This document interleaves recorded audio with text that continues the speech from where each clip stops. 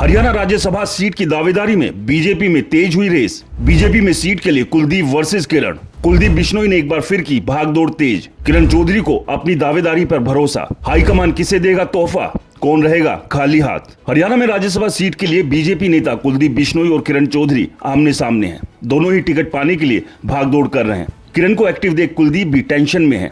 हरियाणा में गृह मंत्री अमित शाह के दौरे के बाद राज्यसभा के लिए दावेदारी में सक्रियता बढ़ी है। दिल्ली से लेकर चंडीगढ़ दरबार तक चक्कर काटे जा रहे हैं। कुलदीप बिश्नोई ने रविवार को मुख्यमंत्री नायब सिंह सैनी के साथ चंडीगढ़ में मुलाकात की। सूत्र बताते हैं कि कुलदीप ने राज्यसभा के लिए भी सीएम से बात की है। इसके बाद वह दिल्ली के लिए रवाना हो गए। वहीं किरण चौधरी भी मुख्यमंत्री नायब सिंह सैनी और दिल्ली में बीजेपी के बड़े नेताओं से लगातार संपर्क में है। ऐसी चर्चा है कि वह इसलिए कांग्रेस छोड़कर बीजेपी में आई है।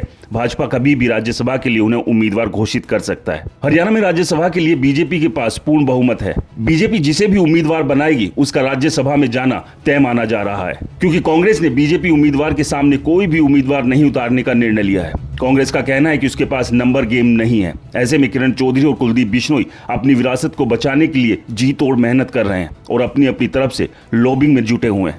हालांकि किरण खेमा आश्वस्त है कि बीजेपी चुनाव में बड़ी जिम्मेदारी किरण चौधरी को दे सकती है, चाहे वह राज्यसभा के रूप में हो या फिर कुछ और।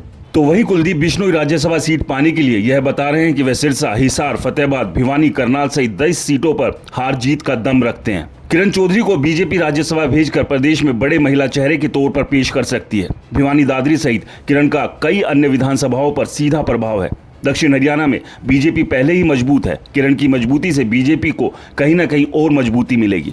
दूसरा बड़ा कारण यह भी है कि बीजेपी की तरफ से कोई महिला न ही लोकसभा में है और न ही राज्यसभा में। साथ ही चौधरी बंसीलाल की विरासत को आगे बढ़ाने वाली किरण का कद बढ़ाने से बीजेपी को फायदा होगा। वहीं लोकसभा चुनाव के रिजल्ट के बाद कुलदीप बिश्नोई की राज्यसभा सीट के लिए दावेदारी कुछ कमजोर हुई है।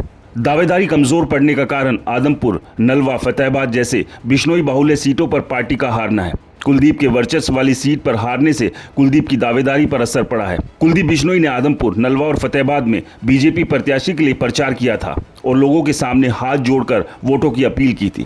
कुलदीप बिश्नोई ने कहा था कि अगर चुनाव हार गए तो इससे उनका राजनीतिक नुकसान होगा। यह बात कुलदीप बिश्नोई भी समझ रहे हैं, इसलिए दिल्ली से लेकर चंडीगढ़ दरबार तक हाजिरी लगाकर यह बताने की कोशिश कर रहे हैं कि उन्हें कोई बड़ी जिम्मेदारी दी जाए ताकि उनका हरियाणा की राजनीति में कद बढ़ सके। अब ऐसे में देखना ये होगा कि बीजेपी किरण चौधरी या कुलदीप बिश्नोई में से किसे राज्यसभा की टिकट देती है और किसके हाथ निराशा लगती है। इस सब को लेकर आपकी क्या राय है, हमें कमेंट्स कर जरूर बताएं।